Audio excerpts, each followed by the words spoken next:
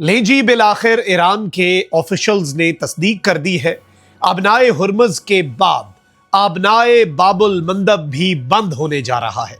Iran ने अरब ममालिक पर बिजलियां गिरा दी हैं, पोजीशंस संभाली जा चुकी हैं।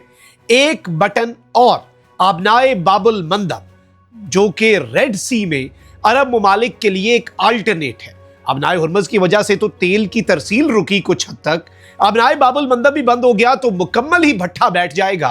और अब इस हवाले से बड़ी डेवलपमेंट हो चुकी है।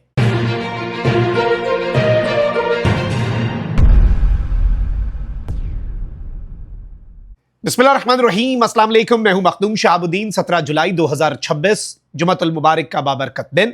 नाज़रीन किराम, कुछ अहम तरीन अपडेट्स हैं। इस वक्त जो सूरत हाल है वो परेशान कुन है, ज़ाहिर बात है।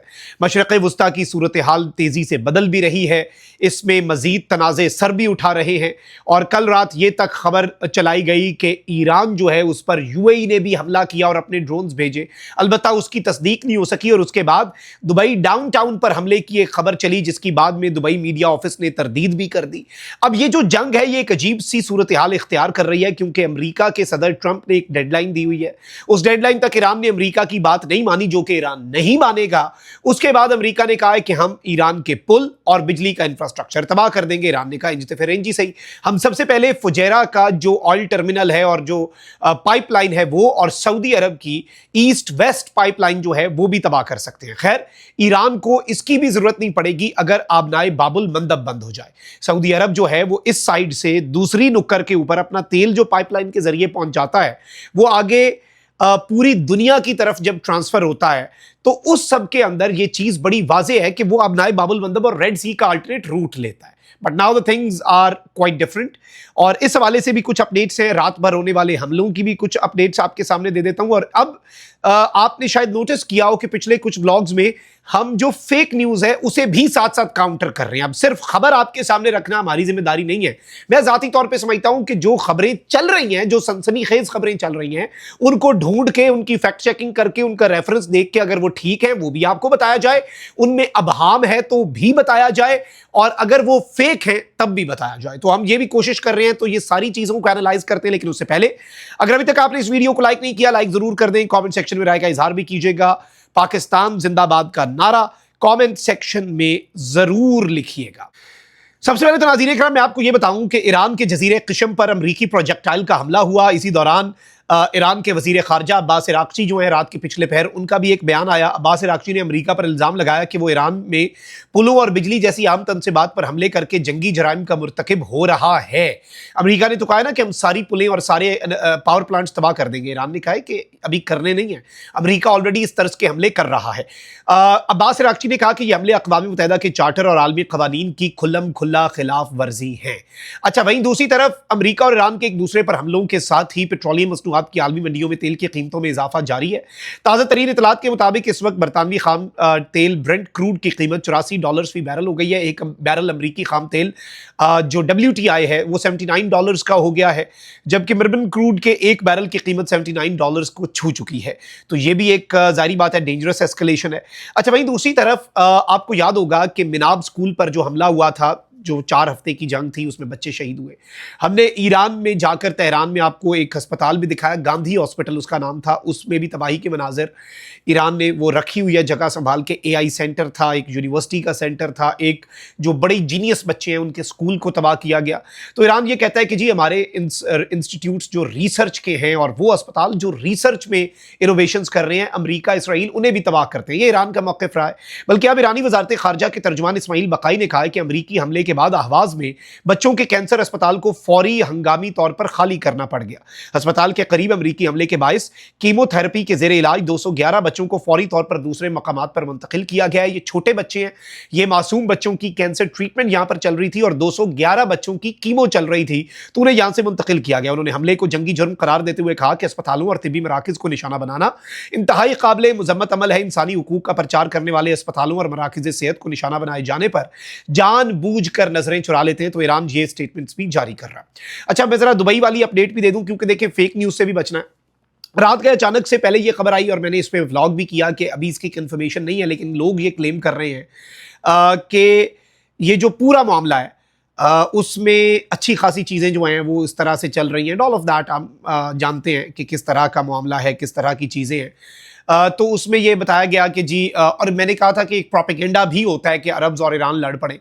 तो ये खबर चली कि यूएई ने शायद अपने कुछ ड्रोन्स भेजे हैं या बॉन्ड ड्रोन्स जो हैं वो अमेरिका की मदद करने के लिए। अलबत्ता उसकी इंडिपेंडेंटली तस्दीक नहीं हुई। उसके अचानक बाद ये खबर चला दी गई कि दुबई डाउनटाउन के ऊपर हमला हो गया जी। अच्छा, इवन रॉयटर्स ने इसके हवाले से खबर चलाई, लेकिन दुबई हुकूमत जो है, मैंने इसीलिए ये खबर नहीं दी क्योंकि आई वाज वेटिंग कि वहां से मैं मकामी या तो किसी बंदे से तस्दीक कर लूं। कम से कम ये तो एक बेसिक चीज़ है जर्नलिस्ट की, आपके हज़ारों कॉन्टैक्ट्स होते हैं। फिर इतने में दुबई की गवर्नमेंट ने भी तस्दीक कर दी और मैंने दुबई अबू धाबी में लोगों से भी बात की, उनका यहाँ पे ऐसा कुछ नहीं हुआ। और दुबई हुकूमत ने दुबई के इलाके डाउनटाउन में धमाकों की खबरों की तरदीद कर दी। बयान में कहा गया कि दुबई में धमाकों की खबर में कोई सदाकत नहीं, रॉयटर्स की रिपोर्ट दुरुस्त नहीं है।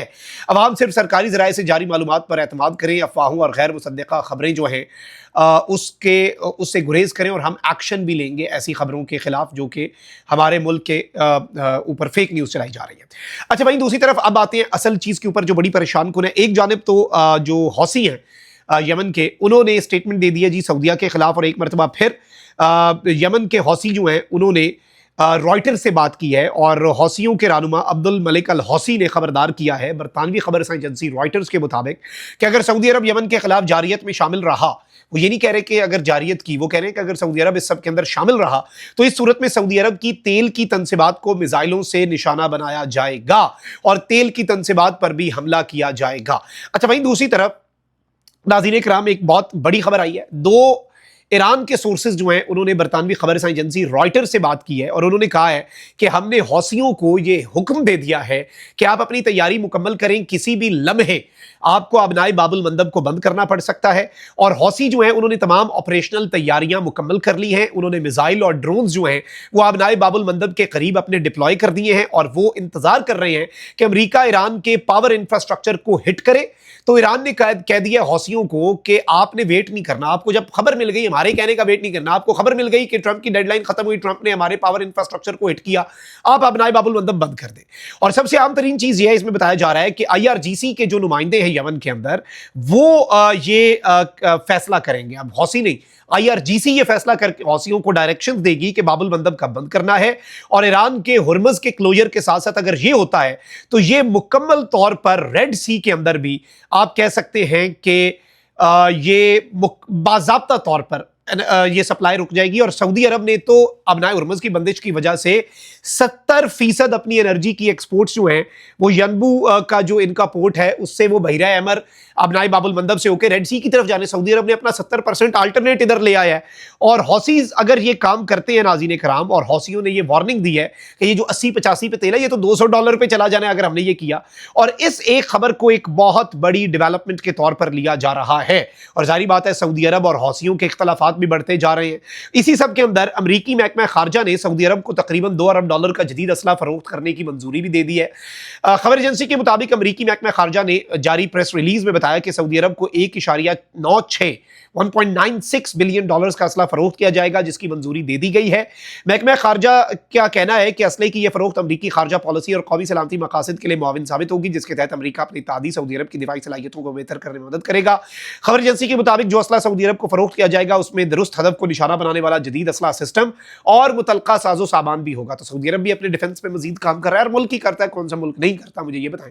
लेकिन ये जो हौसियों वाली डेवलपमेंट है, this itself is very big, बहुत मैसिव अपडेट है और देखना यह है कि ये मामला कहां पर जाकर रुकता है। अभी तक ये डेवलपमेंट्स थी जो आपके सामने रखना जरूरी थी। अपना बहुत ख्याल रखें। अल्लाह निगहबान, पाकिस्तान जिंदाबाद।